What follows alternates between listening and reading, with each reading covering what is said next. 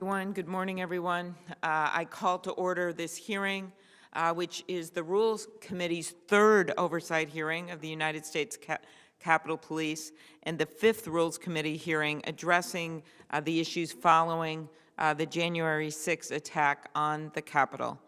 I would like to thank my friend Ranking Member Blunt and our colleagues for being here today. Thank you, Senator Leahy, for being here today. You've played a major leadership role with your the Appropriations Committee in getting the emergency supplemental funding that we needed after January 6th. I especially want to thank our witness, Capitol Police Chief Thomas Manger, who joined the department nearly 6 months ago after a lifetime in law enforcement and is appearing before our committee today for the first time.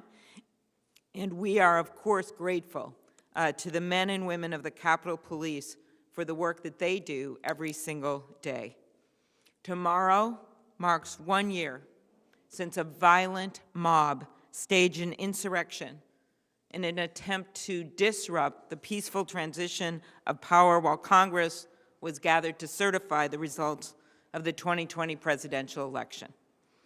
That mob desecrated our Capitol, the temple of our democracy, and delayed the counting of the electoral votes. But thanks to the heroism of the people that work with you, Chief, thanks to our brave law enforcement officers, we were able to finish our work. I will never forget walking down to the House chamber from the Senate floor with my friend Senator Blunt and Vice President Pence. It was 3:30 a.m., 3:30 a.m., and we walked through that hallway, broken glass on the sides, spray paint on the statues, remembering that just that day earlier we had done this joyful walk for what is every 4 years the peaceful transition to power, no matter who wins, Democrat or Republican. And there we were, alone in that hallway with two young women holding the mahogany box that had the last remaining electoral ballots up to the state of Wyoming. While it was a sorrowful day, and you lost officers, and we had so many people injured, I had this moment as thinking as we walked down that hallway, in the end, because of the bravery of your officers, democracy prevailed. Many of us remember that insurrection for what it was, an attack on our democracy. But it was also, as we'll talk about today, a brutal and prolonged physical attack for the law enforcement officers who risked their lives to defend the Capitol that day. Tragically, 5 officers who reported for duty have since passed away, including Capitol Police Officer Brian Sicknick, who died the day after the attack. 4 other officers died in the days and months that followed. Capitol Police Officer Howard Liebengood, D.C. Metropolitan Police Officers Jeffrey Smith, Gunther Hishida, and Kyle DeFreitag. And of course, we all remember Billy Evans, who died in an incident unrelated to this attack. Many more suffered physical injuries, and even more sustained emotional trauma from the events of that day. We owe it to the Capitol Police officers who defend the Capitol every day to make sure that they have the resources and support they need to do their jobs. That's why in the immediate aftermath of the attack, this committee convened a series of hearings. Senator Blunt and I, on a bipartisan basis, with every single member of this committee involved, Democrat and Republican, joined forces with the Homeland Security Committee and held these hearings. Out of that came a bipartisan report that Senator Blunt and Senator Peters and Portman and I authored, with findings and 20 recommendations for agencies across the federal government to be implemented without delay. As we approach this solemn anniversary, today we will hear, I know because I've read your testimony, that significant progress has been made to implement the recommendations that pertain to the Capitol Police. And I thank you and all your officers for that. The changes made since January 6th, of course, started at the top. We said the Capitol Police Board must appoint a new police chief, and they selected you in July. We also have 2 new sergeant-at-arms in the Senate. Leader Schumer appointed General Karen Gibson, who just finished a term as board chair and who has worked to put recommendations in place. In the House, Speaker Pelosi appointed General William Walker, who led the D.C. National Guard on January 6th, and in fact has testified before this committee in that role. As I note, on January 6th, we saw 75% of officers on duty forced to defend the Capitol in their regular uniforms, in plain clothes. In some cases, they had less protective gear than the insurrectionists themselves. That's why we recommended that the Capitol Police have enough officers with appropriate training and equipment. And in July, as I note, President Biden signed emergency funding legislation led in the Senate by Chairman Leahy to deliver resources to do exactly that. We also saw the former police chief that day delayed for over an hour trying to get approval to call in the National Guard. In an absurd situation, he was trying to reach the sergeant-at-arms in order to follow the law, who in fact were trying to defend their own chambers at a time when shots had been fired and people had been killed. Senator Blunt and I introduced a bill, along with a number of other members of this committee, including Senators King, Wicker, Feinstein, Capito, Merkley, Padilla, and Warner, and it was signed into law this month to make it easier for you, Chief, to call in the National Guard if ever such an emergency situation would arise again. We will never forget, also, the haunting words of an officer desperately calling over the radio that day in the middle of the insurrection, "Does anyone have a plan? Does anyone have a plan?" The answer, sadly, that day was no. So we recommended that the Capitol Police produce a department-wide operational plan for all large-scale events at the Capitol, and that is now standard procedure. No will never be the answer again. We also heard how officers on the front lines were left without critical information. We said the department needed to take significant action to improve its handling of intelligence, and it has worked to ensure information is shared with rank-and-file officers. So while there is so much to do, including, as we know, hiring multiple additional officers, and I'm sure you'll be asked about that today, as well as making sure the department is equipped to respond to the dramatic increase in threats against members of Congress, which have now exceeded, by your reports, over 9,000 in the last year, more than we have ever seen, double, triple what we have seen, completely related to what we saw on January 6th. And that, of course, is a challenge for your department to respond to. To close, I will note that while today we will discuss the steps that have been taken and the work that lies ahead to ensure the security of our nation's capital, there must also be more done to safeguard the future of our very democracy. I continue to support the work of the House Select Committee to bring the underlying causes of the insurrection to light, to hold people accountable for what happened. And it is crucial as ever, in addition to that we pass legislation to protect the freedom to vote in the Senate.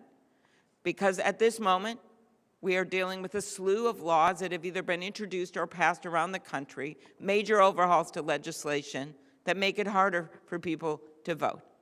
It is as if what wasn't accomplished with bear spray or bayonets is now being attempted to be accomplished through laws that limit voting on weekends, laws that limit ballot drop boxes to one in a major city, laws that literally disband nonpartisan voting boards to be replaced by partisan counting of the votes.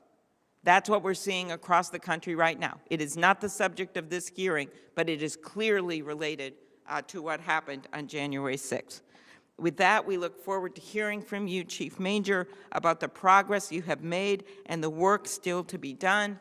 And now I will turn it over to my good friend, Senator Roy Blunt, and I thank him again on a bipartisan basis for working through, and this entire committee, what we needed to do to make the security recommendations for changes, the funding for changes, the legal provisions for changes, as well as the respect and dignity that your officers deserved and deserve every day. Thank you, Senator Blunt. Thank you, Senator Klobuchar. I know that Senator Schumer is on a tight schedule this morning. Are you sure?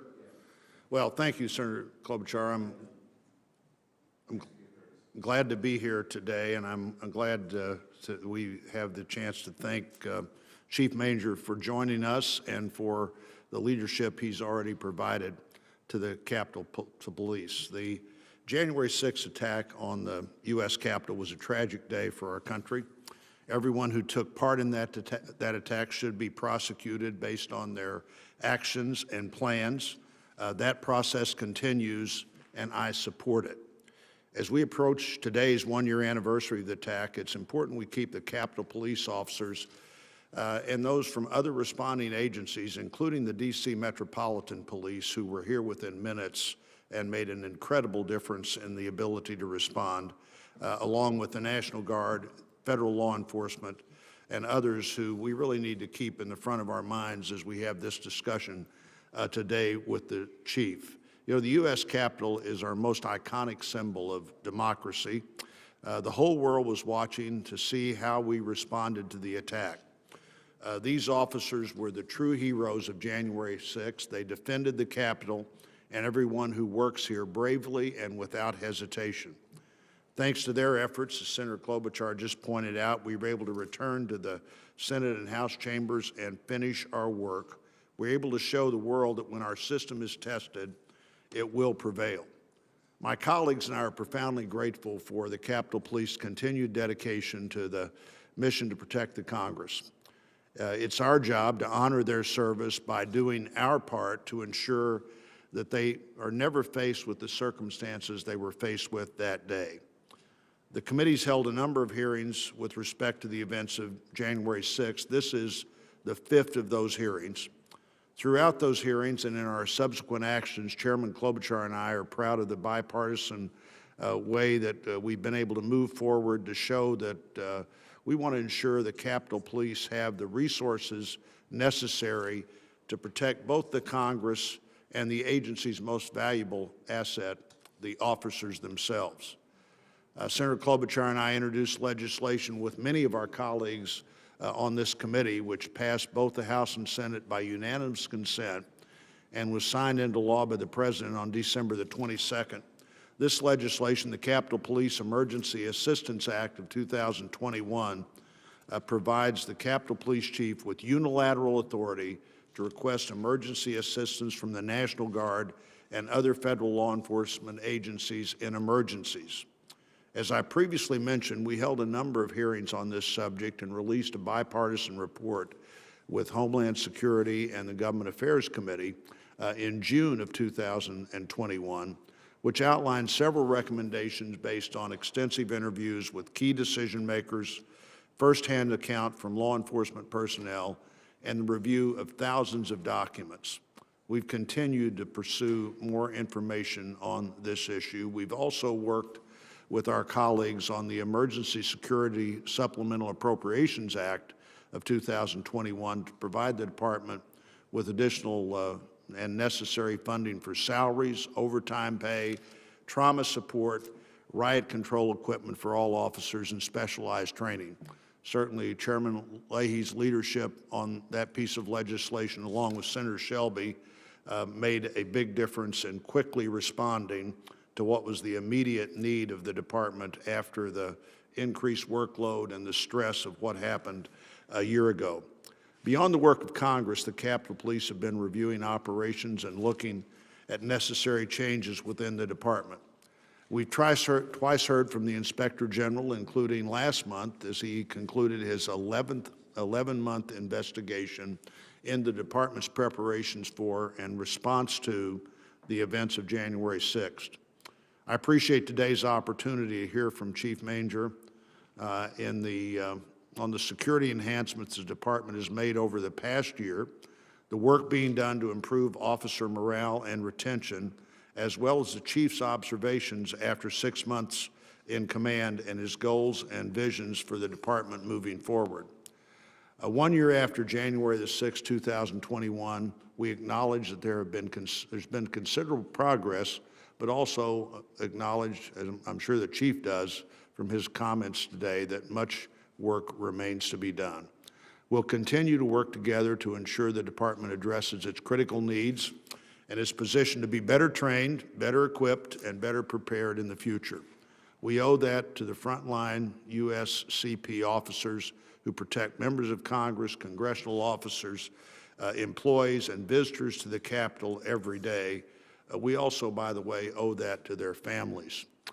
Chief Manger, thank you for being here with us today. I look forward to hearing from you as you reflect on the changes the department has made over the past year and what work remains to be done. Thank you, Chair.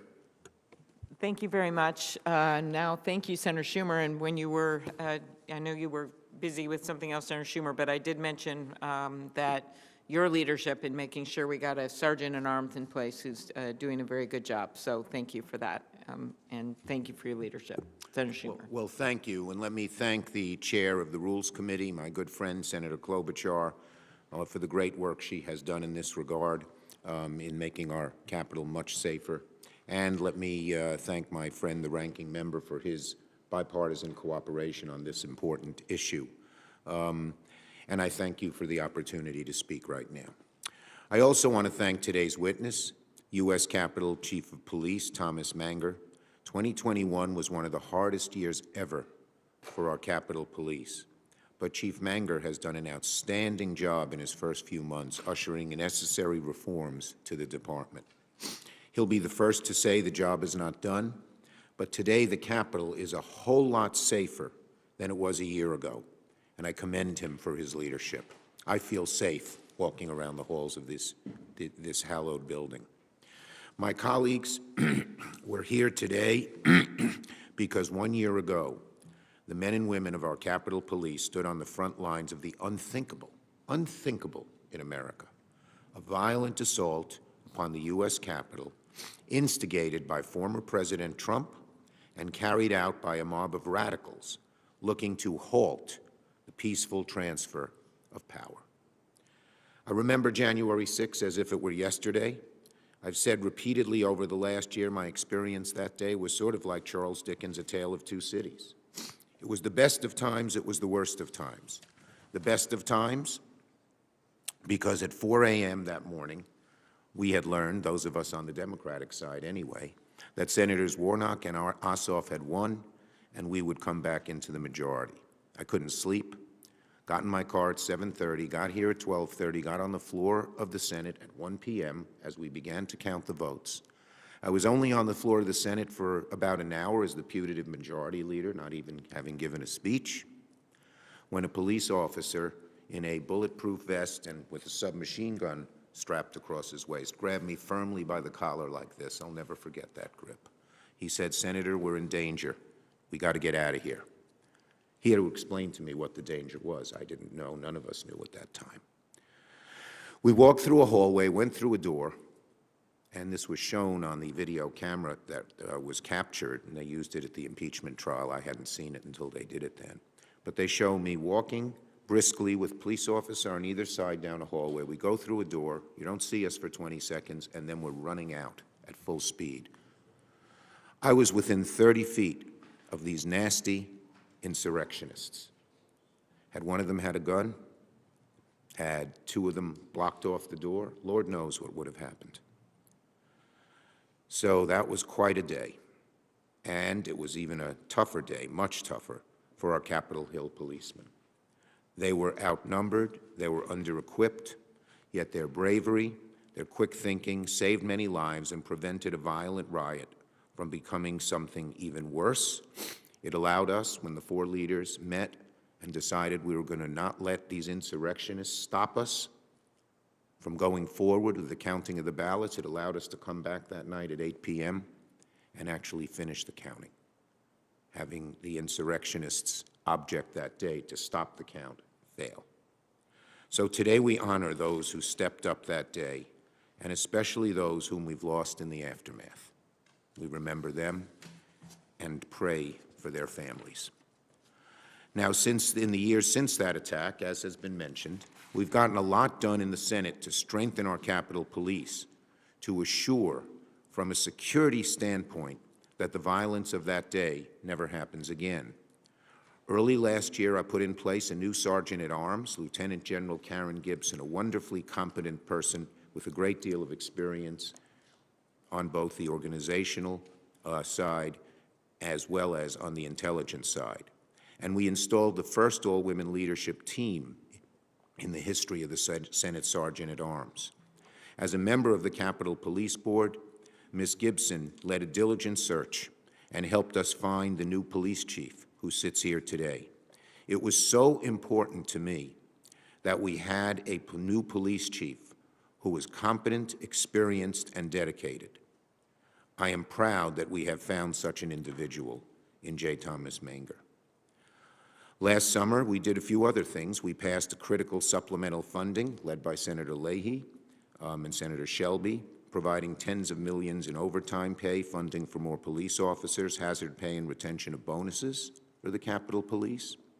And just last month, we passed legislation authorizing the chief to summon the National Guard in future emergencies without prior authorization. We all know what we went through that day, trying to get the National Guard to come quickly. Thanks to his work, the chief's work, and the new leadership of the Capitol Police, the U.S. today is much safer than it was a year ago, although we're continuing to work on that vital job of the safety of this Capitol. But let's be clear. Let's be very clear. January 6th was not merely a census act of mob violence that sprung up spontaneously. It was an attempt to reverse, through violent means, the outcome of a free and fair election, and make no mistake, the root cause of January 6th is still with us today. It is the big lie, pushed by Donald Trump, that is undermining faith in our political system and making our democracy, our country, less safe. The biggest threat to our Capitol Police, and our democracy is the insidious motives stemming from the big lie, propagated by the former president and many of his Republican allies across the country. We can and we will continue to make sure the Capitol is safe from a security standpoint, but without addressing the root causes of the violence on January 6th, the insurrection will not be an aberration. It could well become the norm. And just like the Senate has the power to pass legislation supporting our Capitol Police force, we have the same power and obligation to pass legislation to address these root causes that brought the big lie to life. That is what my Senate Democratic colleagues and I are focused on and committed to doing here in the Rules Committee and among our caucus as a whole. And we must act. We must act. More than at any point in recent history, threats of political violence are on the rise. Election administrators, basically people who are almost like civil servants, just trying to count the elections accurately, are facing harassment, even death threats for carrying out their duty. Isn't that a sad day in this country? When the people who, in many situations, and nonpartisan, in many situations, bipartisan, but are simply dedicated to counting the vote fairly, are threatened, something is very wrong. By one measure, nearly a third of those who count the votes say they feel less safe on the job, and many, many, many of them are quitting because they fear for their safety. What has this country come to when that happens? When the wellspring of our democracy, the fair, unbiased counting of the votes, which has been part of our hallmark in this country since we've started, which is the root of democracy, when people who do that are threatened with violence, what has come of our country? So we must act. We must act. My colleagues, the threats that I have mentioned are the symptoms of an illness festering deep within the bones of our democracy. And unless we confront the big lie, unless all of us do our part to fortify and strengthen our democracy, the political violence of January 6th risks becoming little more than a taste of dangers to come. All of us have a role to play to protect our democratic system. Everyone, from our Capitol Police to the voting public, to those of us entrusted to serve in elected office. And again, Just as the Capitol Police have taken the experience of January 6th to institute reforms for the future, every member of the United States Senate is called on to do the same, to reckon with the lessons of that terrible day, and to take action to cure America of the disease of the big lie. That means passing legislation to protect our democracy from subversion and safeguard the right to vote, including the John Lewis Voting Rights Advancement Act and the Freedom to Vote Act. In the weeks to come, I look forward to working with all my colleagues to achieve this goal. For now, let me close again by thanking Chief Manger for being here and for leading his department in making the changes necessary to prepare for the future. And let me thank Senator Klobuchar, Senator Blunt, and the Rules Committee for their role. I know it's not easy work. I know at times it's been met with resistance, but I commend you, Captain, for keeping your eye on the big picture and for doing your part to protect our democracy. It is my hope the Senate can follow suit in the near future. Thank you very much, Leader Schumer. Well said. I will now introduce our witness, Mr. Thomas Manger, the Chief of the United States Capitol Police.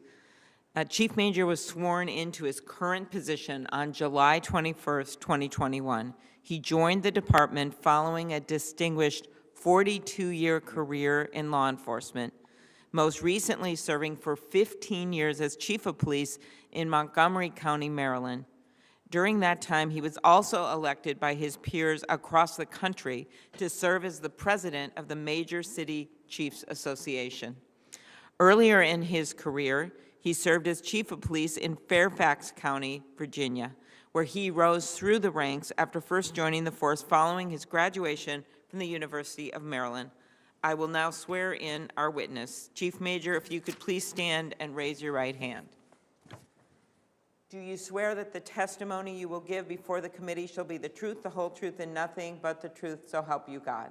I do. Thank you. You can be seated. You are now recognized for 5 minutes. Chairwoman Klobuchar, Ranking Member Blunt, distinguished members of the committee, thank you for providing me with the opportunity to speak about the significant improvements that we've made following the events of January 6th, and to speak about the work that remains to be done. I want to begin by acknowledging the men and women of the Capitol Police who work so tirelessly to fulfill their mission of protecting the U.S. Capitol, the members of Congress, and the legislative process every day. It's my honor to work with these women and men who performed so courageously a year ago. And while I'm proud of our officers, the events of January 6th did expose critical departmental failures and deficiencies with operational planning, intelligence, staffing, training, and equipment. I'm pleased to report that we have addressed a significant portion of the many recommendations issued to the department. In fact, of the more than 100 recommendations issued by the Inspector General, we have implemented and are addressing over 90 of them. The staff report issued by your committee listed 5 recommendations directed to the United States Capitol Police. I can tell you that the department has implemented or is in the process of implementing each one of them. I'm prepared to discuss many of the recommendations today, but understanding the time limitations, I'll focus on the improvements that are the most impactful and that address the core of the committee's findings and conclusions. I've provided under separate cover for inclusion in the official hearing record a more complete formal statement that includes a detailed list of all the department's post-January 6th improvements. The committee concluded that an important contributing factor to the breach of the Capitol was the lack of a department-wide operational plan for the joint session. An important first step we took to address that concern was the onboarding of a former Secret Service official with extensive experience in major event and national special security event planning. Guided by his expertise, we now take a multi-phased approach to our planning process, with a focus on information gathering, intelligence, asset determination, internal coordination, and most importantly, department-wide dissemination of all intelligence and critical information before all large and high-risk events. This also includes the creation of the department's first critical incident response plan, which now allows us to more effectively and more quickly obtain assistance from partner agencies. In short, a blueprint for operational planning has been created and put into place for all future significant events. If January 6th taught us anything, it's that preparation matters. Immediately after the 6th, the department focused on the need to strengthen our frontline officers, the Civil Disturbance Unit, or CDU. For any demonstration that involves violence or the potential for violence, the need for a well-trained and well-equipped CDU is crucial. Recognizing the tactical importance of our CDU officers, we've developed a plan to elevate their status and incentivize them to remain in the unit. The plan entails the creation of 8 hard platoons. These platoons will be permanent units whose members train together and are deployed together. We've done other things as well to strengthen the CDU and make it more effective. One such measure is the establishment of the Bicycle Response Team, which works in coordination with CDU. We can now deploy 100 trained and certified bike officers, as well as 8 trained and certified officials to complement the CDU operations. Of course, our first responders can't do their job without the proper equipment. Therefore, we've reviewed all CDU equipment and upgraded it extensively to protect our officers and enhance our ability for crowd control. Our improvements have touched every component of the U.S. Capitol Police Department, but few changes are as dramatic as the ones that we've made to the way we gather, analyze, share, use, and disseminate intelligence. However, improvements to the department's lead intelligence component, the Intelligence and Interagency Coordination Division, began before January 6th. The department recognized that the IICD's decentralized structure had created informational silos. The continued focus on this has yielded significant improvements, including a nationwide search for a permanent intelligence director. The department is in the final stages of that process. We should have somebody on board in the coming weeks. The development of a United States Capitol Police intelligence product that is now shared with the intelligence community. The issuance of a daily intelligence report distributed to all officers and officials within the department. A biweekly classified intelligence briefing. Coordination with intelligence and law enforcement partners in advance of large or high-profile events, the realignment of task force officers to enhance intelligence sharing and dissemination, and the authorization for increased staffing. In fact, we've added 9 new intelligence analysts. We continue to be forward-looking in our efforts to ensure that the department has a strong and proven intelligence collection, analysis, and dissemination program. I want to thank the committee for its ongoing support during this process, in particular your support for the Capitol Police Emergency Act. I also acknowledge and appreciate the support that we have received from the Capitol Police Board. Today, I'm confident that the U.S. Capitol Police Department has made significant progress addressing the deficiencies that impacted the department's response on January 6th. And while more work remains to be done, the men and women of the Capitol Police stand ready to fulfill their mission each and every day. Thank you very much, Chief. I want to start by asking, do you believe that the department would be better able to defend against the type of threat that we saw a year ago today than the department was back then? Yes, absolutely. Thank you. And we had a number of recommendations. I'm not going to go through them all, but I know, having reviewed your testimony, having our staff has spent significant time working with your leadership, and that you are making progress to implement the recommendations that are pertaining to the police department. Is that right? That is correct, yes. Okay. As you know, we had the Inspector General in, Senator Blunt and I had the Inspector General in about a month ago or so, and he also issued more than 100 recommendations, which we truly appreciated.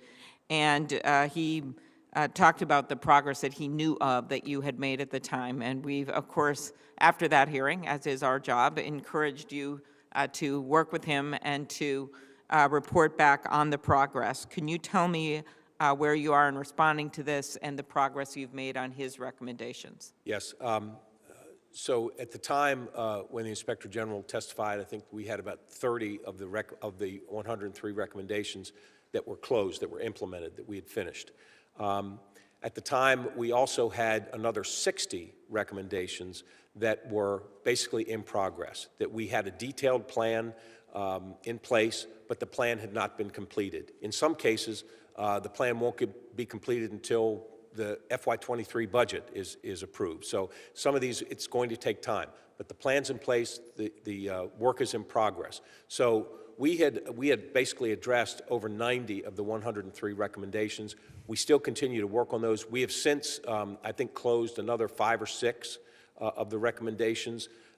We continue to work on all of them. And in fact, I've assigned an inspector to work full-time for the next several months to look at the recommendations that are not completed and to see what we need to do to complete them. Thank you. Thank you. We've got a plan in place to address all of them. And you understand, we are very laser-focused here, Senator Blunt and myself and the rest of our committee, on that accountability, given what happened. And so we appreciate that. I'm sure we'll have the Inspector General back next year, and we'll continue this review. Our report found that 75% of the officers, 900 of 1,200, on duty on January 6th were forced to defend the Capitol in their regular uniforms. Many officers could not access riot shields because they were actually locked on a bus. The emergency funding legislation signed into law in July included significant new funding to improve Capitol Police officers' equipment, access to equipment. Do the officers now have better access to equipment they need to do their jobs? And this is something individual officers have spoken to me about as well. So we have we've gotten shields for new shields because some of the ones that we'd had were past their expiration date. And we deploy those shields every day. In fact, I'm sure that as you walk around the campus, there's times when you pass through a door and you notice that there's a stack of shields behind the door. So we've got them deployed around the campus in case we need them. We've ordered all new equipment for our civil disturbance unit officers. That equipment, like many things, is impacted by the supply chain issues that are going on. We should have that, my hope is, this month, but certainly in the coming weeks, we should have that equipment. That will be deployed. But I think the important part of your question is that any officer that would be deployed as a CDU officer now would have all their equipment. It might not be new equipment, but they will not come out there without everything they need. So we've got new equipment on order. We're going to it's upgraded. It's better. And we'll be deploying that as soon as it comes in, and again, hopefully in the next few weeks. But we will send no officer out to work CDU without all the equipment that they need. Okay, and you mean civil disturbance unit there for people watching? Correct. For CDU. And no more locked buses where they can't access it? That was an unbelievable story, just horrific. They're looking at the equipment and they can't get it. That would not happen again. Okay. We all remember, as I noted in the opening, the haunting words of the officer, "Does anyone have a plan?" As you note, in recent months, the department has made clear progress with respect to operational planning. In your testimony, you called this game changer, the fact that you have this department-wide incident assessment plan. Can you briefly expand on what has been done to improve preparedness for large events? I know you noted you hired someone who has key experience with that. Anything else you want to add? So we have an incident action plan prepared for tomorrow for the anniversary of January 6th. This is a copy of it. It's 25 pages long. In it, everybody's responsibilities are laid out. This information is shared with everyone so that a captain who's in charge of one division knows exactly what's going on in the other divisions as well as his or her own. So we are sharing information better. We are assigning responsibilities. People know what their responsibilities are, and we have backups to each one of the different commanders. So the blueprint that has been created we've used it many times since the 6th, and we're very confident that it gives us everything we need to ensure that the planning that we do, the sharing of information, and that everybody on the department understands what their responsibilities are. As I noted, Senator Blunt, and my legislation, which was importantly co-sponsored by many members of this committee, gave you and, in general, the Capitol Police Chief authority to request assistance from the National Guard in an emergency. It was cloudy at best before and very difficult procedure. how will this improve your ability to respond in potential future emergencies at the Capitol? Well, clearly, it cuts through the red tape and allows the Capitol Police Chief to make that call directly. I have spoke with the Department of Defense, and in fact, am meeting with them later today, and to make sure that we have the process down, so that if the time ever came that we needed to make that call, everyone would know what the expectations are on both sides of the call. That is very helpful. But I will just say this, that my hope is that with the other processes, planning that we've put into place, that there's not going to be the need for a panicked call in an emergency, that those things will be planned ahead of time so that we'll have better coordination in advance. Okay. You know, we all speak to officers in the Capitol, and if my colleagues, I know they do, and thank them every single day. And one of the things that we know is that many of them have had their vacations canceled. They have been working significant overtime. And I think sometimes that's by choice. And right now, we are down officers. And this was something that was happening all across the country, honestly. It's happening right now. But it's something that you are uniquely challenged to deal with. I know there's more than 400 officers short. Could you tell us your plans to change that? I have short-term plans and longer-term strategies as well. I think the important long-term strategy is that we intend to hire over 280 police officers in this fiscal year. In a normal year, we would hire less than half of that. But because we want to get ahead of attrition that has increased over the last year, we're going to hire 280 officers this year. Our intent is to hire 280 police officers for the next 3 years. That will get us ahead of attrition, and my hope is that will get us to where we need to be in terms of staffing. Shorter-term strategies are to look at hiring, to reemploy annuitants, hiring or allowing for lateral transfers, lateral hires from other agencies, and then also looking at contract security officers that can assist at particular locations where we don't really need an armed Capitol Police officer. And we're hoping that that would free up officers to be held over less frequently, to be able to get their days off as they plan, and address some of the staffing issues that are really impacting the morale of this department. Thank you. And your long-term plan, though, is to hire actual officers full-time? That's correct. Okay, thank you. Last thing, I mentioned the threats against Congress. Many people in this very room, committee members, have experienced them. Over 9,000 threats in 2021 alone. That's an astounding number against 500-some people. And I understand that you've hired these additional threat assessment agents. What steps are you taking to protect members of Congress and the people that work with them? What we're trying to do is have better coordination. We can control and we can do a lot when members are on campus.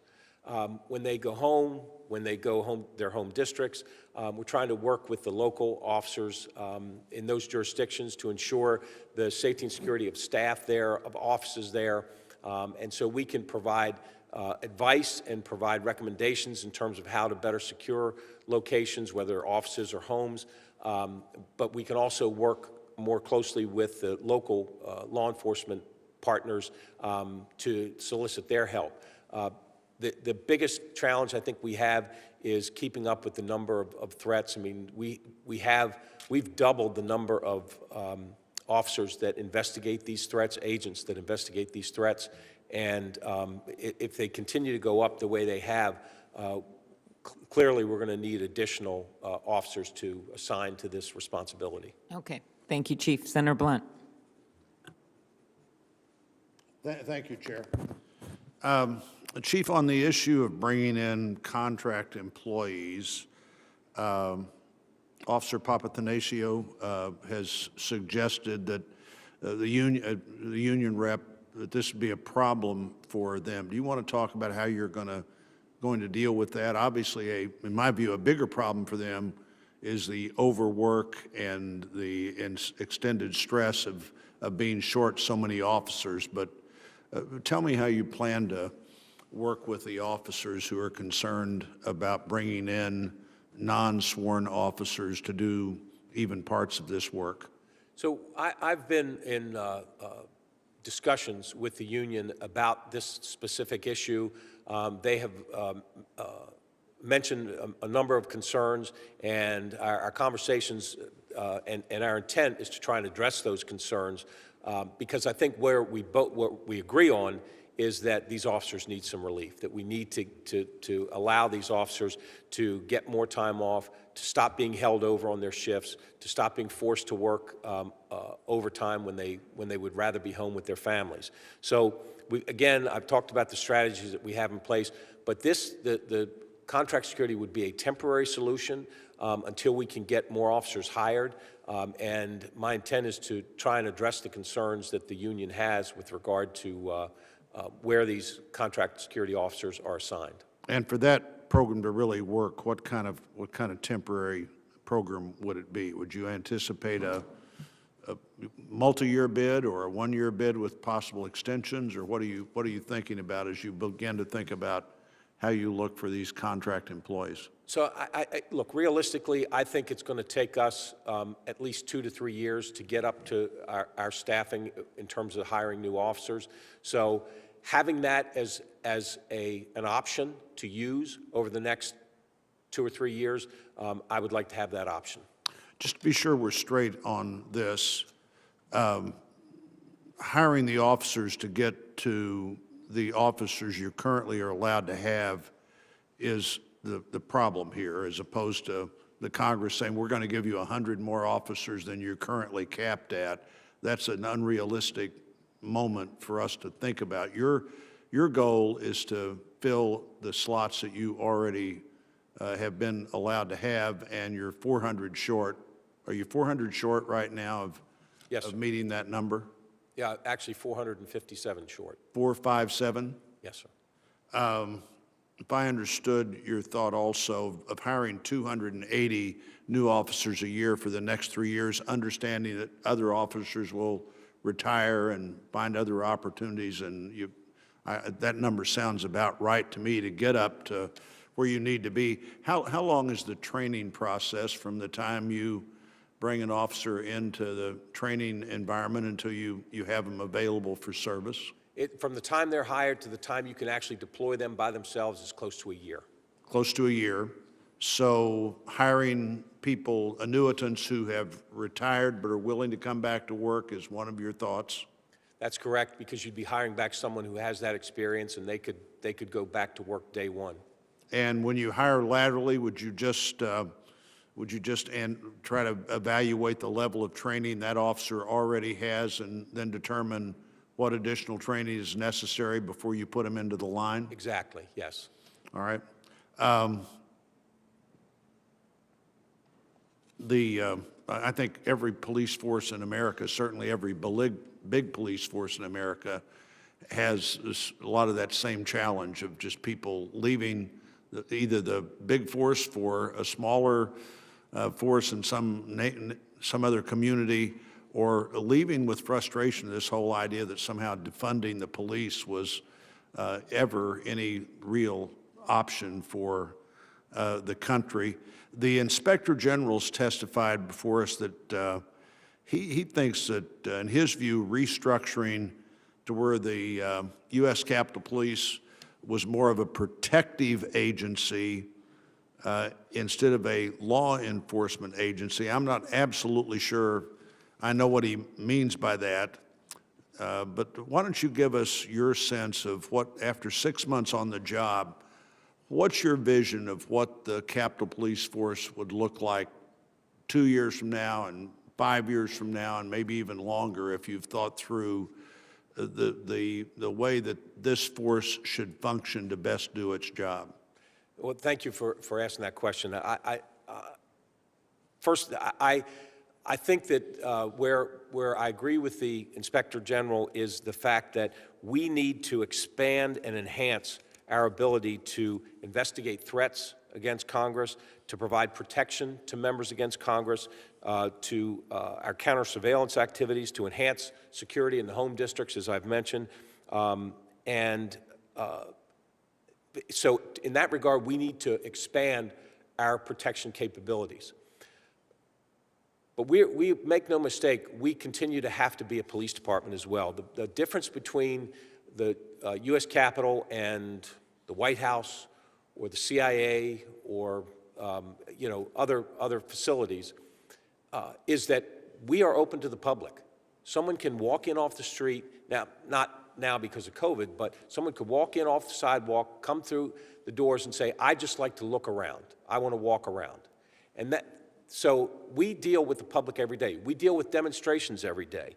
We have to respond to crimes most days. We are handling demonstrations. We're making arrests.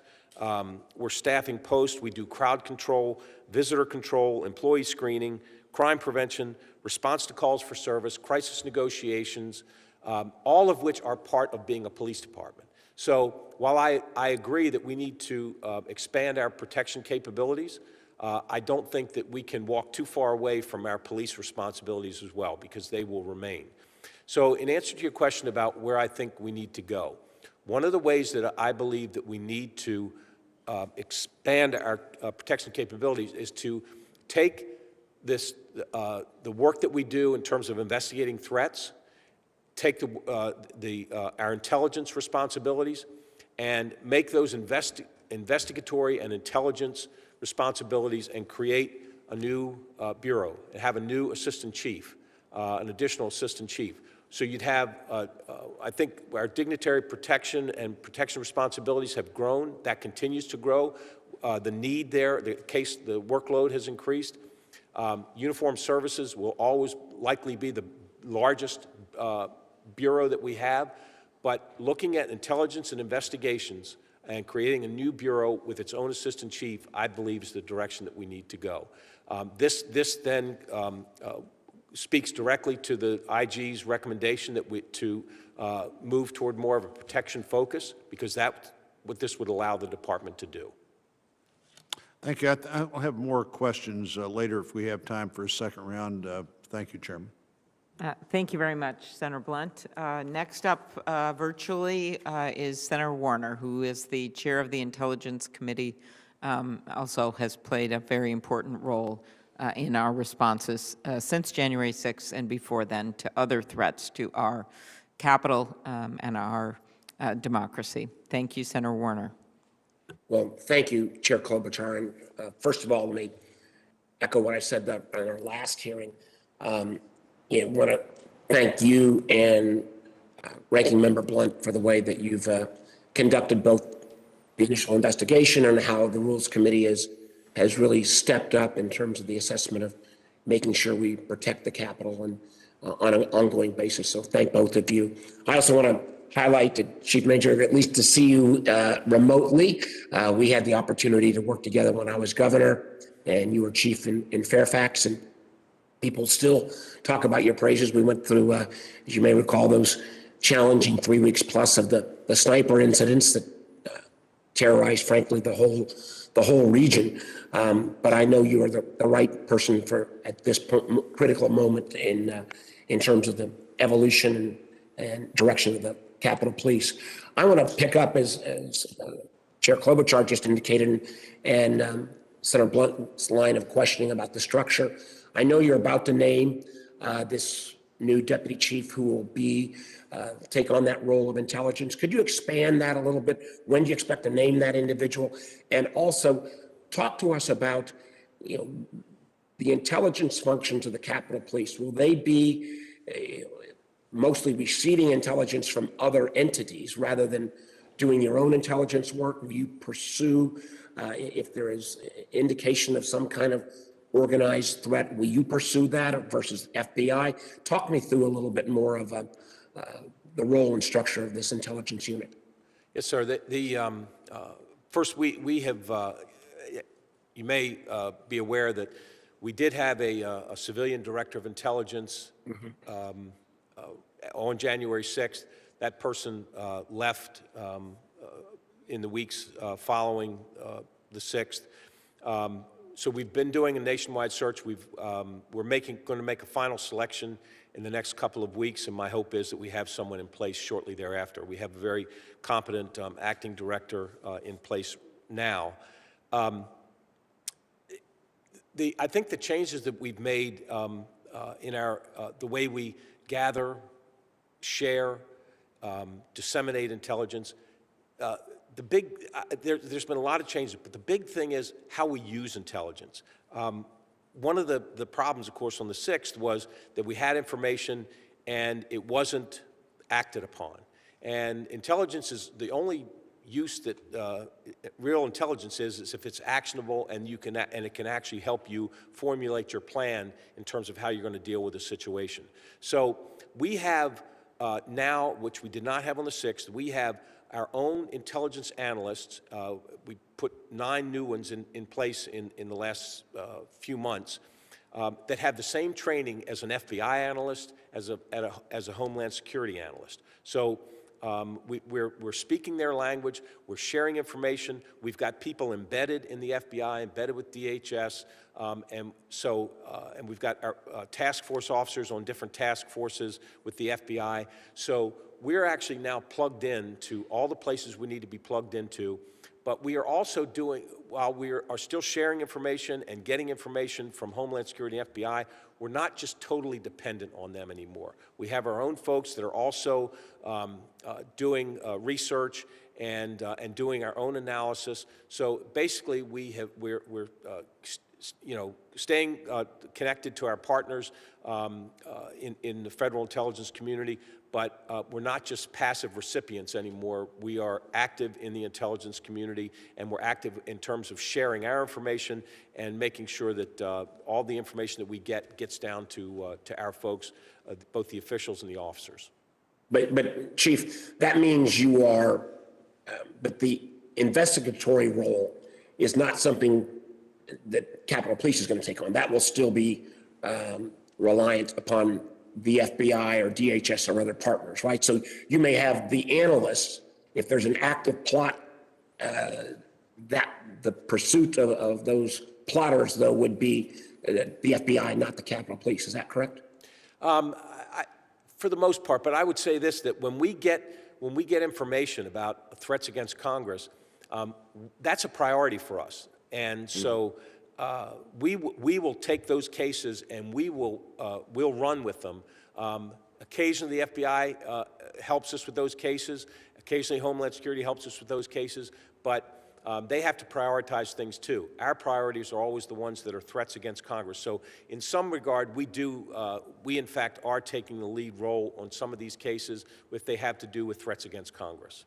One last question. I know my time's expiring, but one of the things, I think we've gotten better, but we still have room to grow in terms of the intelligence community's willingness to share information on a regular basis. My hope, and can you speak to this for a moment, do you have interoperable systems so that you don't have to rely upon an agency, a partner to kind of brief you in person versus at least having some of your agents, analysts at a clearance level enough that they can real time get that intelligence that may be being looked at from the FBI or again some other agency that may even have a broader reach? Yes, we do. I mean, we have daily intelligence briefings with our partners around the region. And as I mentioned, we are plugged into the FBI. We remain plugged into Homeland Security. We remain partners with everything that MPD is doing and Washington, D.C.'s Homeland Security. So we are absolutely connected and are speaking the same language and sharing information on a daily basis with all those partners. Thank you, sir. Thank you, Madam Chair. Senator Leahy. Thank you, Senator Blunt. And I want to thank you and Chair Klobuchar for the bipartisan way in which you've held what's really a very important series of hearings about the violent insurrection of January 6th. And you know, I have enjoyed all these years of working with both of you. Chief, I'm glad to see you here, and I've enjoyed our conversations we've had. I think back, I'm beginning my 48th year here in the Senate, but I look at January 6th of last year. I never thought I'd see a day like that. A violent mob driven by the rhetoric and the lies of a disgraceful former president of the United States. They attacked our seat of government. They threatened not just the lives of the senators who are here in this room, but of congressional staff, of Capitol Hill reporters. And Chief Manger, you know so well the dedicated law enforcement officers who are sworn to protect the Capitol and the people who work here and what they faced. Because I have served here so long, I've gotten to know most of these officers over the years, dedicated, hardworking people, both in uniform and in plainclothes. In fact, one of the officers who died, I first knew him as a teenager. You know, this hits home. This is the Capitol family here. And hundreds of these heroes helped protect the Capitol, still walk the grounds today. They're vigilant in upholding their oath to protect and serve. I certainly see it as President Pro Tem of the Senate, and those who protect that office. But some are no longer walking here. Those officers of the Capitol Police and the Washington, D.C. Metropolitan Police who gave their lives protecting our lives, they can't be out of our thoughts or our prayers. Their sacrifices shouldn't be papered over by those who want to pretend nothing happened. Now, Chief, you came out of retirement to take on an immensely important job at really an unenviable time, and I praise you for doing that. I know that you sit before us as a representative of the force you lead, and it's a force that's struggling today with morale and with memories and with shortages. You spoke as recently as this weekend about the staffing shortages facing the Capitol Police. Last year, the Senate Appropriations Committee released a legislative branch bill for fiscal year 2022 that provide $90 million more. That's pending, and I hope we can finally get these appropriations bills forward. Senator Blunt has been very helpful on the Republican side in the Appropriations Committee and strongly supported the extra $100 million that we put in the last bill. But if Congress fails to reach an agreement to pass the FY22 spending bills, if you're held to last year's spending levels, how would this lack of increased funding impact the Capitol Police ability to protect the Capitol? Senator, it would impact just about everything that we're trying to do in terms of making and sustaining improvements, especially in the areas of intelligence, threat analysis, dignitary protection, and security infrastructure. We'd have to suspend our health and wellness initiatives that we've started. But I think the biggest impact would be our inability to increase our staffing, which is so critical. All we would be able to do is just replace the people that left. We can't survive and continue. We have to increase our staffing, as I talked about before, but that would be the biggest impact. Well, I commend both those Republicans and Democrats who joined with me last year to get the extra money for the Capitol Police, and I hope that we can all come together, both parties, to get our appropriations bills through this year so that you will have the additional funding that we've put in there.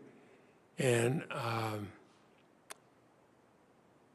tell me how you've used some of these additional resources, which would, of course, disappear if we get stuck with a continuing resolution.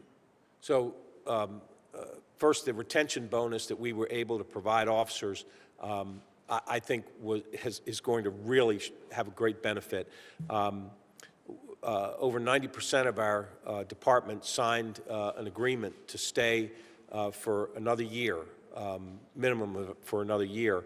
This will definitely slow down the attrition in the upcoming year, so it'll allow us, hopefully, as we hire more. So the retention bonus was one of the ways that we will, I think we're able to use that to help with our staffing issues.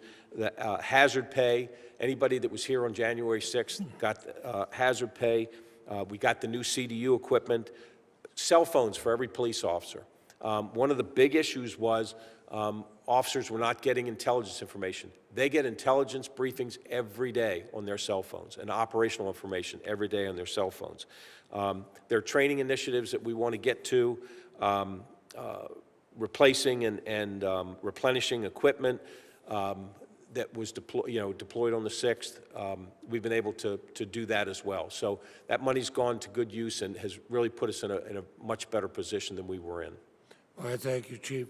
Chair, I thank you, and in a few minutes, I'll open the Senate for the day in my capacity as President Pro Tem. But then I'm also going to be speaking to a lot of senators this week in both parties. Let's get these funding bills through. Certainly, you're an example of a department that needs them. Chair, thank you. Thank you very much, Senator Leahy. And again, we all appreciate you and Senator Shelby's work to make sure that this chief and his officers have the resources that they need. Thank you so much. Next up, someone who's been incredibly active on this committee. We appreciate his work, Senator Merkley of Oregon. He's here virtually. Thank you very much, Madam Chair. And thank you, Chief Manger, for your leadership and efforts to implement the recommendations of the Rules Committee and of the Homeland Security and Government Affairs Committee, as well as recommendations from the Inspector General's office to enhance security of our Capitol complex. I want to directly thank the men and women of the Capitol Police Force for their heroism on January 6th and their service and resiliency in the aftermath of that very dark hour. We've made a lot of progress in this past year, as this hearing is highlighting, and there's challenges to come that are also part of this hearing. And I wanted to just touch on a couple of those. First, I wanted to be clear about the number of officers who are currently on the force. You had mentioned the numbers were short, but how many officers are on the force currently? I'm going to have to get back to you with that number, but here's what I can tell you, though. Over the past year, 153 officers either retired or resigned from the department. We have 175, on any given day, we have 175 officers that are on some type of leave. Many of those are out due to COVID. And so basically we are 400 and, I may have said 457, it's 447, Senator, short where we need to be. So I would think that we're somewhere around 1,700 that we have, between 1,600 and 1,700 we can actually deploy at a post or assign to a responsibility. Thank you. That really puts that into context, and both the shortage and also your desire to hire. I believe you proposed hiring an additional 280 officers this coming year. And do you see, apart from the issue of funding, assuming there's adequate funding, is that a feasible objective to achieve? I believe it is. It'll be a challenge, there's no question. I mean, hiring that many officers, the real challenge is to make sure that you hire the right officers, that we're hiring good quality candidates. We have a plan in place to get them trained, and so that, because that's been the choke point in the past, is actually getting them through the training and the national or the federal law enforcement training center. We've got a plan to get all the officers through training. And I think some positive news is that so far we've not had difficulty in recruiting people. We're getting plenty of people who are showing interest in wanting to be a part of our organization. We're still very selective about who we end up hiring. But I do believe it's realistic, and we're going to do everything we can and we've got a plan in place to get 280 folks on board. Great, great. No, I'm glad to hear that. The Inspector General, Mr. Bolton, made the recommendation that all the members should obtain and maintain a security clearance. You mentioned that intelligence is coming through to the officers on a daily basis. I know that may not necessarily mean security clearance rated intelligence, but is that part, do you feel like that is a recommendation that should be fulfilled, that each person obtain a security clearance? And if so, do we need to have some sort of way to prioritize those security clearances, given that the security clearance process is completely backlogged right now? So the answer to the second part of your question is absolutely yes. We would have to have some method to get those done. And this is really where it comes down. I believe that it certainly has, that recommendation has merit, but I am concerned about the fact that I'm trying to hire 280 officers. If that security clearance process slows the hiring process down, that's a concern to me. I do know that we already have many of our personnel that have security clearances. And certainly I can look at assignments and say, yes, someone in a particular assignment would need a security clearance. But I also think that as we hire new officers, not every single officer in every assignment would actually need a security clearance. So while I think long-term, I think we can look at that. In the short term, I'm concerned about it holding up the hiring process, and do we really, actually focusing on where we need the officers that actually would require security clearance? Well, no, I absolutely agree. It shouldn't be a requirement to get folks on board, but as you get them on board and you feel they need those clearances, please raise to us the need to be able to clear the path so that those who need those clearances can get them to fulfill the full range of their potential contributions to the force. Thank you very much. Thank you. Thank you very much, Senator Merkley and Chief. Next up, a very constructive member of this committee as well, Senator Capito. Thank you for being here.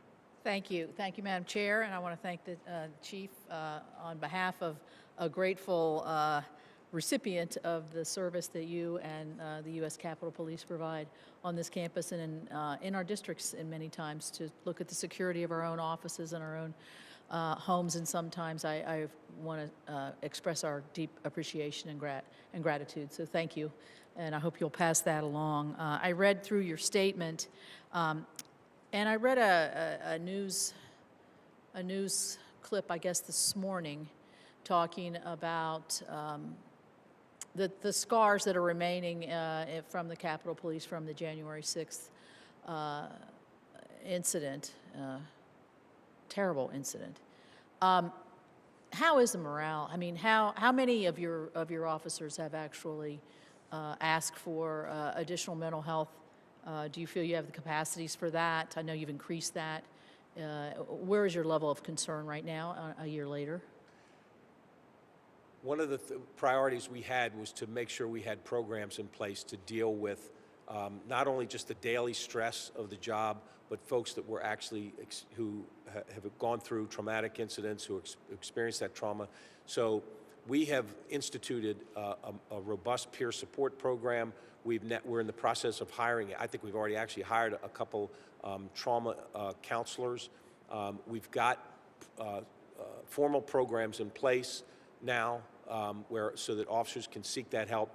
I can't tell you how many have sought that help because it's confidential, and because when they... I was just looking for a general ballpark. Yeah, well, is there a great take-up of this? Or I think that a fair number of officers have have availed themselves to these services, and I think as they hear from other officers how much these programs have helped, it may encourage more officers to seek that help as well. I'm glad you asked about the morale issue. Morale, for someone who's been a cop for over 42 years, morale is always, what I've learned is it's in the eye of the beholder. You're always going to have cops that will tell you, oh, morale's the worst it's ever been. But you have other cops that every day they show up, no matter what happens, they're happy to be there and love their job. So it's really, but what it comes down to is, and I think for us, is these officers need to believe in their hearts that this department cares about them, that what happened on January 6th, where the department let them down in so many ways, that the department will take responsibility for fixing those failures and for making sure that that never happens again. And that's going to take time. For some officers, they've seen some of the improvements, and I think that they appreciate it. But for other officers, perhaps a little more cynical, perhaps they're going to wait till the first time we're tested again. And are we ready for that test? And so it's one of my responsibilities to make sure we restore that confidence, for the officers in the department.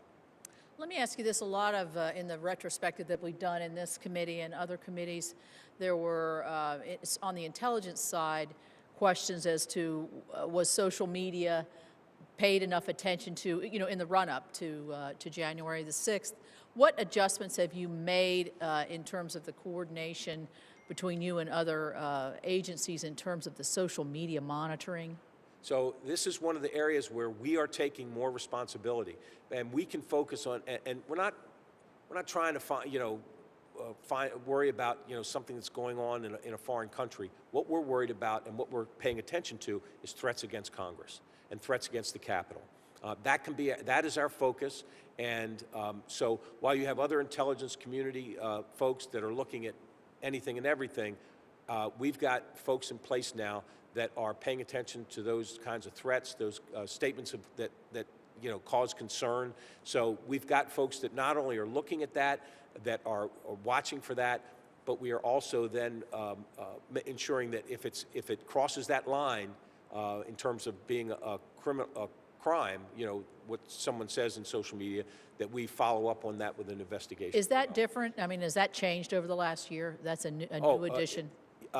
Yes, we've got more people that are doing that. Yeah, good. Well, I think before the 6th, I'm not sure we had anybody doing it, but we've got, I think, 8 or 9 people in place now that are doing that, with more on the horizon.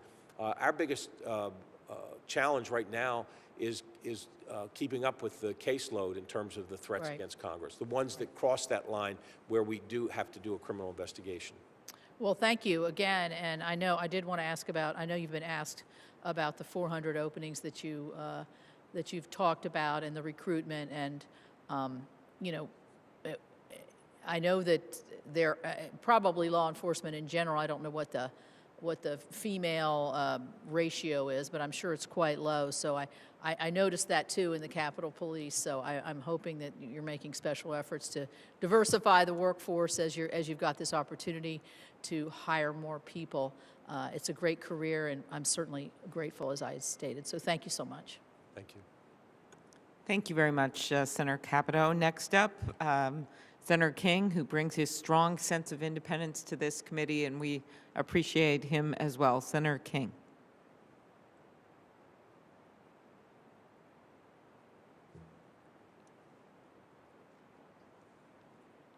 I'm going to give Senator King a minute here.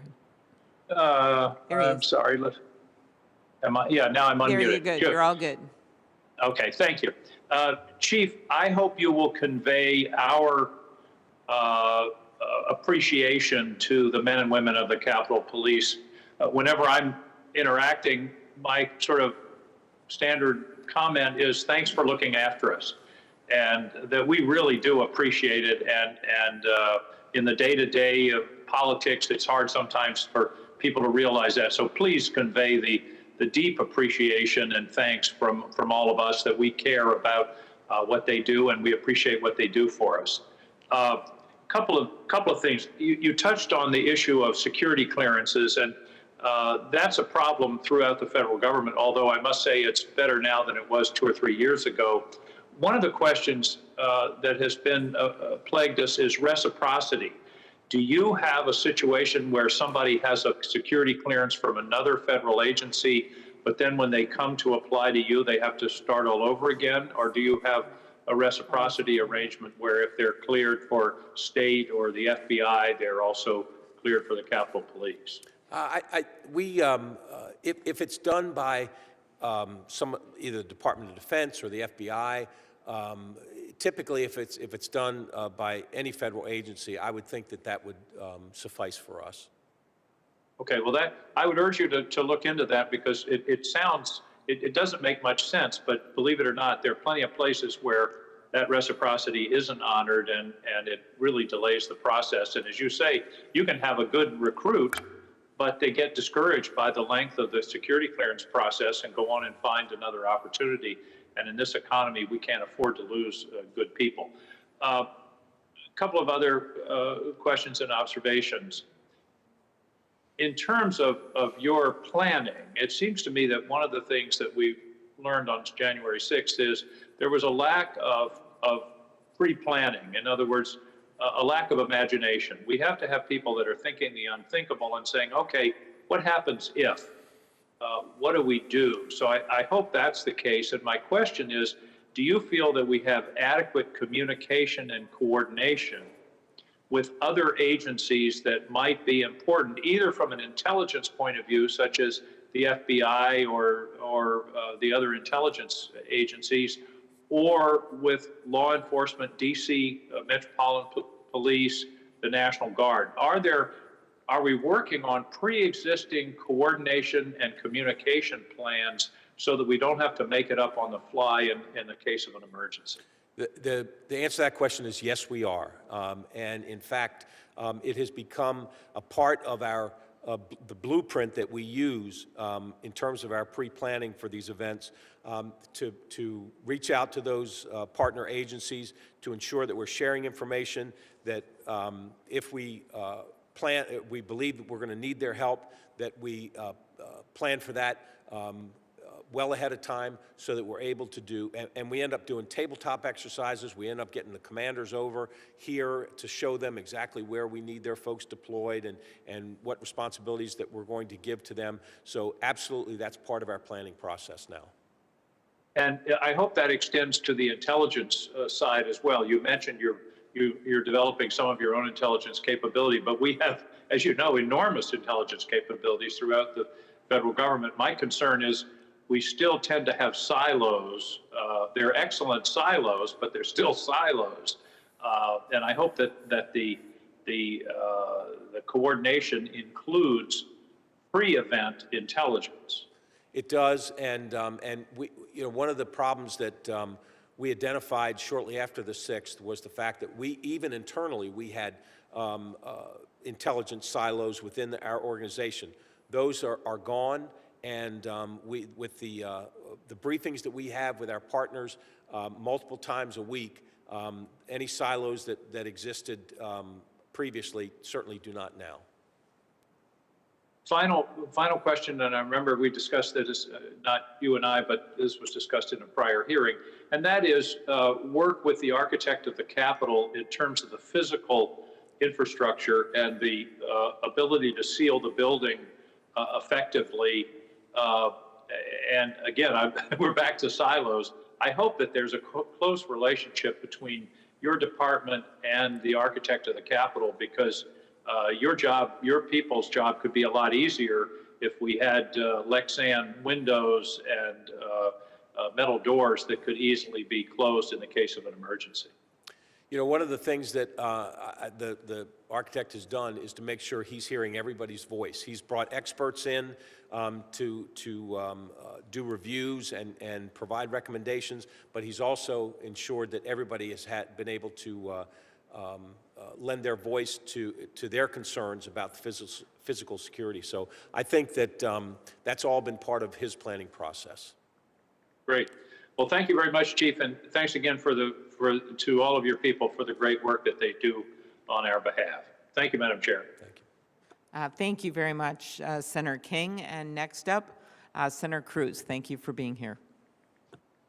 Thank you, Madam Chair. Chief, welcome. Good morning. Thank you for your service. And I want to start by thanking the heroic service of the men and women who serve alongside you. We are approaching a solemn anniversary this week, and it is an anniversary of a violent terrorist attack on the Capitol, where we saw the men and women of law enforcement demonstrate incredible courage, incredible bravery, risk their lives to defend the men and women who serve in this Capitol.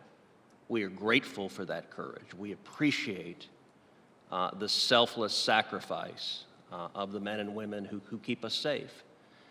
And I will say, my view is that anyone who commits an act of violence should be prosecuted. And anyone who assaults a law enforcement officer should go to jail for a very long time. And I think that's a principle that is true regardless of the politics of the violent criminal, whether they are right-wing, left-wing, or they got no wings at all. If you assault a cop, you ought to go to jail for a long, long time. And I hope we get some agreement that that should be true regardless of the political context that ostensibly and purportedly justifies that violence, that we will stand with the men and women of blue. So I thank you for your service. I thank the men and women who serve with you for their service. Thank you. As we reflect on what happened a year ago, it is also worth asking, as we have, as this committee has, as Congress has, as I know you have, what could have been done differently? What could have prevented the breach of the Capitol? What could have prevented the riot getting as far as it did? And so let me just start with that question. With the benefit of hindsight, what could have been done to better secure the Capitol, to stop the riot outside and prevent them from penetrating as far as they did? So I think that clearly documented intelligence failures. There were leadership failures within the Capitol Police Department. If folks had, if the intelligence had been acted on the way it should have been, and we would have had enough people here, I think it would have been a different story. And that one of the things that we have, one of the changes that we put into place is that with a few phone calls, I can get double or triple the number of police officers we have, trained, equipped police officers here to assist us in our responsibilities to protect the Capitol and protect the members of Congress. So, you know, and we will be tested again, Senator. I mean, and I don't know who it's going to be or when it's going to be, but we will likely be tested again. But what will be different is that we will be paying much more attention to the information that we gather ahead of time. We will be putting together a better plan. We will be getting the help that we need pre-planned here on campus before we need it, not making panicked calls later on. And I say that not in any way criticize the folks that were here on the 6th. They had a very difficult challenge. And I frankly have not been looking behind me. I'm looking forward about what we need to do to make the changes. But clearly, when you look at the recommendations, when you look at what happened, we didn't have the people, we didn't act on the intelligence, and we just weren't prepared the way we should have been. And that's going to change. That has changed, and the next time that we're tested, we will not be making those same mistakes. Well, and let me say one of the things we've seen the last 2 years is a dramatic increase in threats directed at lawmakers. And those threats are bipartisan. They're directed at Republicans and Democrats. The Chairwoman and I have discussed this at length. And let me say the Capitol Police does a tremendous job working to deal with those threats and working to keep us safe. We are grateful for that. The two areas you identified for improvement were intelligence gathering and manpower. On the manpower side, you talked about the ability to surge additional resources. What are the sources of those additional officers to surge on the manpower side? And then let me ask secondly, on the intelligence side, what more do we need to do on the front end to anticipate the specific threats that we need to be ready for? So in terms of surging staffing here, we've got federal partners, we've got state and local partners, we've got the National Guard, all of whom we have coordinated with since the 6th, all of whom we have sat down and said, okay, when we need help, here's how we're going to do it. One of the things, and I thank the both the Senate and the House for passing the supplemental. We have included in there was funding so that if we asked for state and local help, and at one point for one event we had an additional 400, 500 police officers, trained civil disturbance unit police officers here to enhance our capability. We were able to offset the expenses from those partners so that when we make the request, we're going to get a yes. Metropolitan Police Department and Chief Conte we couldn't find a better partner than MPD. I speak with the chief fairly frequently. And anything that we need is, again, the answer is yes from MPD. But we know we need to talk ahead of time to plan for these things, which takes to your second question about the intelligence and what we're doing on the front end. We did not, prior to the 6th, we were not sharing information the way we should be, and we were not disseminating it to our own people the way we should be. And intelligence is only useful if you act on it. When you get intelligence, you need to say, okay, how does this impact our operational plan? What are we going to do? We've heard this, we have this intelligence, we believe it's credible. What are we going to do about it? So those are changes that we have made and put into place so that we are sharing it, we're acting on it, we're using it, and we're disseminating it to our own officers. So we're going to get tested again, but we have put things into place to make sure that we will not be impacted by intelligence failures or failure to plan ahead, failure to imagine, or failure to have enough people here. Those are things that we've put into place that I'm confident that when we're tested again, we're going to be fine. Thank you, Chief. Thank you very much, Senator Cruz. Thanks for the focus on member security, and we'll continue to work together on that. Next up is Senator Padilla, such a leader on voting rights on this committee with his past work as Secretary of State for the state of California. Thank you, Senator Padilla, for being on today. Well, thank you, Madam Chair. Before I get to a couple questions that I want to prioritize, I want to take the opportunity to comment on something that Senator Cruz just raised. I mean, I appreciate the fact that he recognized last January 6th, I believe he called it a riot and referenced rioters. I believe it was an insurrection personally. We can discuss and debate what the proper terminology is, but even if it was just a riot, we saw the result of that incident. We saw violent attempts to disrupt Congress, to disrupt the process of certifying the election results, and it's part of the greater peaceful transfer of power. We saw violence. It was deadly violence. We saw attacks and assaults far beyond insults and disrespect towards Capitol police officers. So if we're in agreement on a bipartisan basis to recognize January 6th for what it was, then we should also agree on a bipartisan basis to ask some questions. Was it organic and spontaneous, or was it organized and premeditated? If it was organized and premeditated, you're gonna have a hard time convincing me otherwise.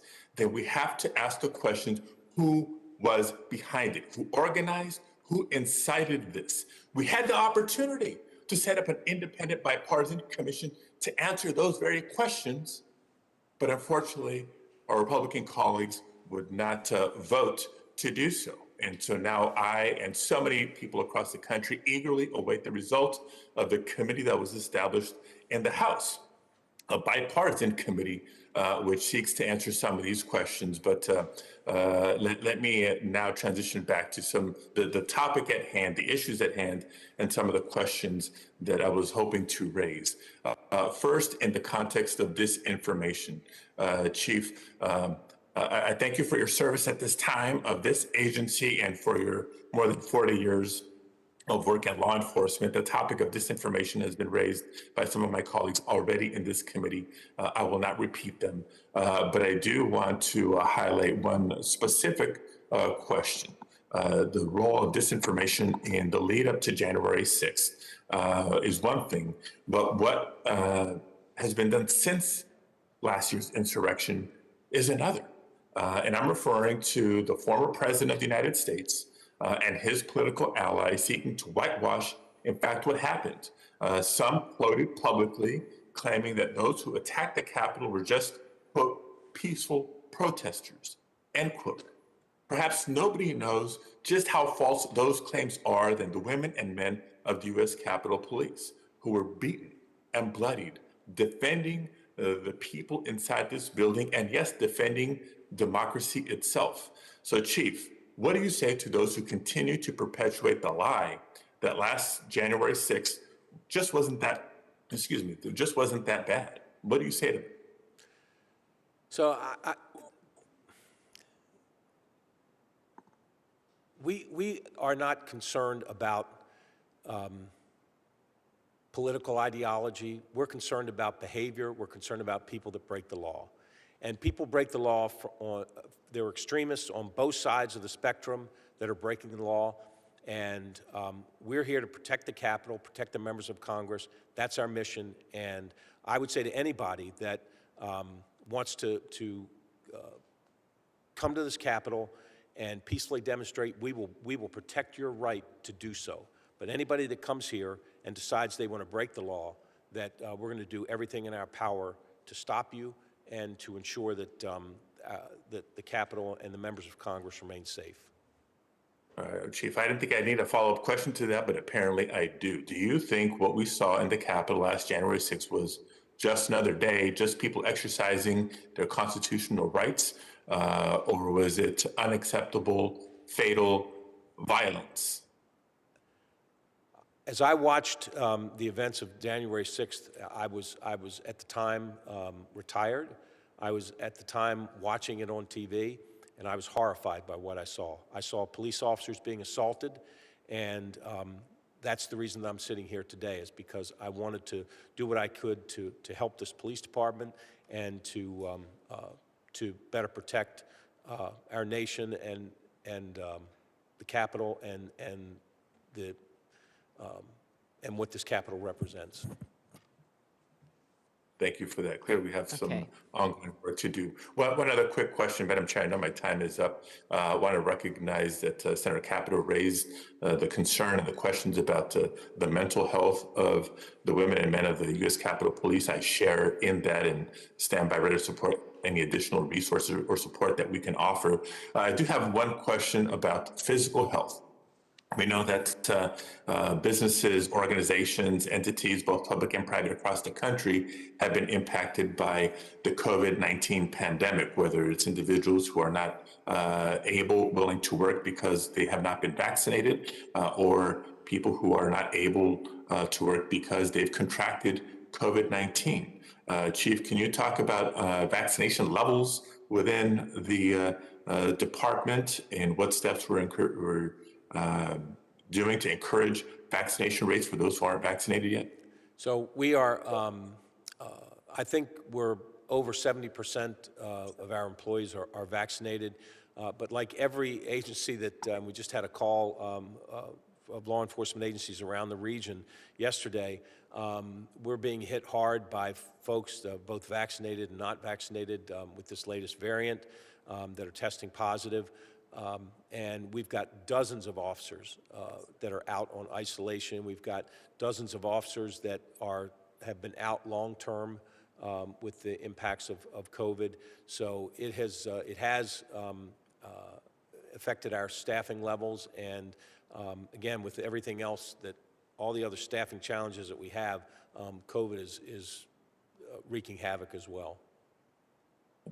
Well, thank you for your responses, Chief, and thank you for your service. Thank you, Madam Chair. Very good. Thank you, Senator Padilla.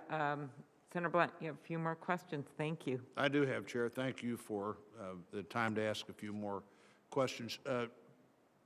Chief, there have been some concerns expressed about individuals in senior leadership jobs in the department. You've been there 6 months. What are you doing to address those concerns among the officers themselves? So, right after the 6th, the chief of police resigned. Both sergeant of arms in the day or two after the 6th were gone. In the weeks after that, there were our director of intelligence left. We had an assistant chief retire. We had two deputy chiefs retire. We had our director of security services. The two high-ranking civilian directors in our agency, intelligence and security services, left.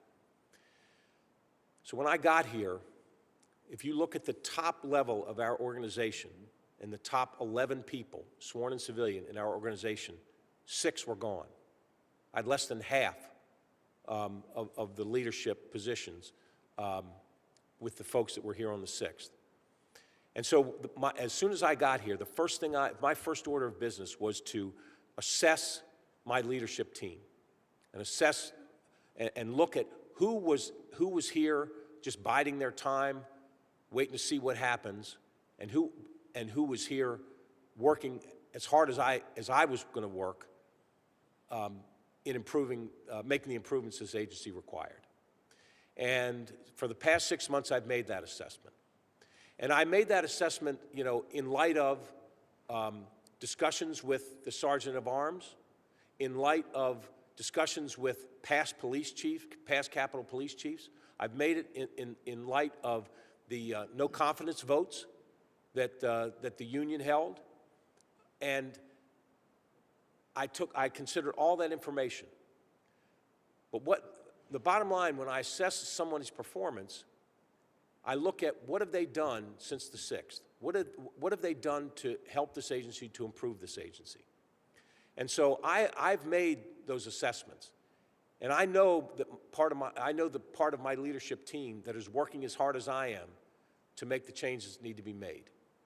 And I know that there are still a lot of people that have differing opinions.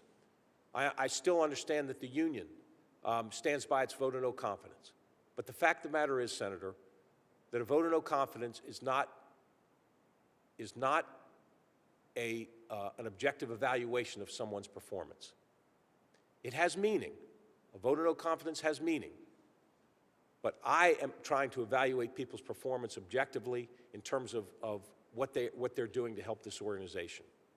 And so as I move forward, I do think I need to add an assistant chief to my leadership team, because for all reasons I talked about, that move toward being a more protective agency. And so as I make my decisions about where we're going to be in 6 weeks, 6 months, 6 years, I'm now at a point where I'm ready to talk more publicly about what we need, come to the oversight committees, go to the Capitol Police Board about changes that organizational changes that need to be made. Because I can't make an organizational change without approval from the Capitol Police Board and this oversight committee. And so the time is now to have those discussions, to talk about the bigger plan, and understanding that not everybody's going to agree with my assessment, not everybody's going to agree with the direction that I may want to go. But I'm the one responsible for this department, and I'm the one responsible for the safety and security of this campus. And so the decisions I make are not, I had no predisposed notion about anybody. I made these decisions based on the last 6 months and my assessment of my leadership team and my assessment of the department and where we need to go to be in a better position to fulfill our mission. Well, thanks, Chief. I think that's, I'm very supportive of, one, understanding all the vacancies you already had when you came to the job, and two, taking that time to evaluate not only who you had, but what you needed And I think I can speak for the chairman of the committee, and certainly I can for myself, and we're looking forward to working with you as you come up with any reorganizational structure that, as you pointed out, this committee would have to approve. But after decades of work as a chief of police, and after now you're beginning to get in the second 6 months of your work here, beginning to make some of those permanent decisions, I think is important, and we look forward to working with you on those. I think my last question would be, of the unresolved recommendations from the IG or from the 5 big recommendations we made in our June report, which do you think are the most important to try to resolve as quickly as you can? The intelligence recommendations, the operational planning recommendations, and making sure that we've got the CDU situation squared away. Those were the top 3, I think, priorities. Good. Thank you, Chief. Thank you, Chair. Thank you very much. Just have 1 or 2 more questions here, and then we'll let you go back to your work, Chief. And I want to thank you for being here today. The first question I have is a pretty straightforward one about training. It's one of the things that we identified as an issue. The Inspector General in his reports identified the need for consistent training. And I've had individual officers actually in the last year talk to me about that, what kind of training they'd had leading into this. And some of that includes officers not receiving civil disturbance unit, as we say, CDU training, since they left the academy. Also, the Inspector General raised concerns about maintaining up-to-date certifications for specialized roles such as intelligence analysts, canine officers, and others. How has the department improved access to and prioritization of training, and what are your top priorities for expanding training? So with the specific issues that were brought up in the recommendation from this committee's report, those have been squared away. We've made sure that we've got those certifications in place, and we've got a process in place to make sure that that's sustained. I could tell you that I have so many training priorities. I mean, during my 6 months here and the assessment I've done, I think, oh, we need to start doing more of this, more training here, more training there. The biggest challenge I have is the staffing problem. You can't do training if you're so short of staffing that you can't pull people off a post to send them to training. Because you not only have the trainers, of course, but then you are pulling people off the front lines to have them trained, and so it's kind of a chicken and egg. You need to get these people in place. But here's what we've done. We've got we just are getting 4, and they're called virtual machines. It's basically a virtual training program. We're going to put a Virtua machine in headquarters. We're going to put one in the Capitol. We're going to put a couple. We're going to deploy a couple other of these machines. We are going to be able to. We won't have to pull an officer off a post all day. We can pull them off for a half hour and say, go through this training program. Whether it's de-escalation, whether it's use of force, whether it's these virtual training implements are great for a number of areas. And sometimes it's better to do training for a shorter period of time anyway, instead of sitting there all day. And you can do it without impacting staffing. So we've got, one of the things I also want to do is focus more on leadership training. I don't think that this department, like many departments, does enough leadership training, and I'm talking about leadership for first-line supervisors as well as for commanders. And I want to make sure that we develop the leaders in this organization so that whenever I do leave, that the Sergeant of Arms, the Oversight committees can look at it and say, you know what, we've got 3 or 4, 5 people within that organization that we believe could be the next chief. That's my goal. Mm-hmm. Very good. Can you talk briefly, I know on January 6th, and I noted this at the beginning, it wasn't only the Capitol Police. There were other law enforcement agencies that stepped in, everyone from the U.S. Marshal Service to the New Jersey State Police, not to mention the National Guards, of course, outside of law enforcement in Maryland and Virginia and D.C. Can you talk about the importance of maintaining strong relationships with law enforcement partners in the capital region? I think that's one of the reasons there was so much interest in you for this job, because you have those relationships, and what steps have been taken to improve the department's coordination and mutual aid agreements? As a former prosecutor, I had 45 police departments in my county, and I was very well aware of how some of the smaller suburban areas and towns needed those mutual aid agreements and needed to pair up with other departments. But this is in of course, a major city to major city. Could you talk about the mutual aid agreements? Yes, and if I can hearken back to, and so often, you know, we have folks with so much seniority here. Let me hearken back to my younger days when I was a brand new police chief in Fairfax County, and Chuck Ramsey was the brand new police chief in Washington, D.C. And it was Chuck Ramsey that said, "Hey, we have a big event coming. Can you, Chief Manger, send us 150 trained CDU officers to assist with this event?" And he called in regional partners around the Capital Beltway, and was able to get, again, 800-900 police officers here to supplement what he needed. And so I'm a big believer in using the resources that we have in this region, and have done it my whole career. And when I got here, I made those same phone calls to people that I've known for a long time who were leading the agencies around the Beltway, and I said, "Can you help?" And the answer was immediately yes. We've put in a formalized process to request that assistance, and ensure that we get the help that we need. I've got the same relationship with MPD, the same relationship with our federal law enforcement partners, Park Police, and U.S. Secret Service, and we have that relationship with the National Guard. All these things have been formalized, put in place, and we're talking about it ahead of time. So there's not going to be a panicked call, you know, on the day of. It's going to be a more orderly planning process for the events that we think are going to be challenging to us. Okay, thank you. Just last question. FBI, Department of Justice, continue to investigate the events of January 6th. This is outside of the work, of course, being done in the House, the thorough work. And they have brought over 700 criminal cases related to the attack.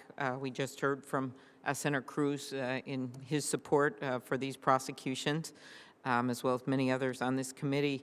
Is the Capitol Police continuing to work in coordination with the Department of Justice in its investigations and prosecutions? And do you agree that it's particularly important to hold accountable those who attack Capitol Police officers? I'm a firm believer that the biggest deterrent for criminal activity is if people think they're going to face consequences for committing a crime. And so I think that anytime you have police officers assaulted, anytime you have a situation like we dealt with on January 6th, people do, you know, if they committed a crime, they should be prosecuted. So, we have been working closely with the Department of Justice. We're working, and this ties into, we haven't talked about it, but, you know, as you know, we're starting to have field offices around the country, and our relationships with the local prosecutors there, and the fact that we have attorneys assigned to those field offices, all that is enhancing our reputation for prosecution of threats cases and other cases involving our mission here to protect the Capitol. Well, thank you very much, Chief. You know, we heard today about the progress you've made, and most importantly, the progress that your officers and what they have done here. We wish, I know Senator Blunt and I wish we could have them all in front of us to thank them, because we know in the end, while you are the chief, it's individual officers that are the ones on the front line making decisions every single day about how to handle situations. And I think that on January 6th last year, they didn't have the support that they needed, whether it's the equipment, whether it was a plan, whether it was a direction on that day. And yet they still valiantly did their job. So I just want to reiterate, while you are our witness today, we see all of them before us as well. And we mostly, my memories of them with the cuts on their faces, the looks on their faces, trying to get senators to safe locations, trying to assure people that they needed to stay where they are and it was going to be okay, and doing the work of even clearing that chamber with the help of others and other frontline staff people so we could go back and finish our job that night. This was not just about, bread and butter doing your job. This was actually about saving our republic, and it is what, to me, makes the Capitol Police such an important agency and such a unique and special agency for our country. So I want to thank you. We are going to continue asking you questions as this goes along, as you know. I will have you back again next year. We will continue to work with the Inspector General. We think that oversight, I know that's not always easy, but it is really important that we continue to have that oversight, and we encourage you to continue your work in recruiting and retaining officers. That appears to be the #1 challenge ahead for you and many other chiefs across the country, as well as finding new and sort of different ways of using your resources and those around the country to protect members, which we've seen, of course, be under more and more threats, and we thank you for that as well. And with that, Senator Blunt, you want to just say a few words here at the end? Well, thank you, Chair, and thank you for having this hearing. I think it's a good opportunity for us to talk to the chief and to think about the great, extraordinary bravery and service that the Capitol Police Force provided, not only on January the 6th, but frankly, every single day. And again, I want to express my great appreciation to their families as well. When they leave to come to work at the Capitol, their family has no idea what they're going to face that day, and that's the case for law enforcement everywhere, but the tempo here is such now that I think it's been a particularly challenging time for families as well. But Chief, as I said just a moment ago, we look forward to continuing to work with you and to talk about your plans for reorganization and what we can do to move forward, and certainly to do everything we can to encourage you as you try to recruit members to get this force back to the level that it needs to be for the safety of everybody involved, and particularly for the safety of the officers and the job they do. So thank you, Chair, and thank you, Chief. Thank you.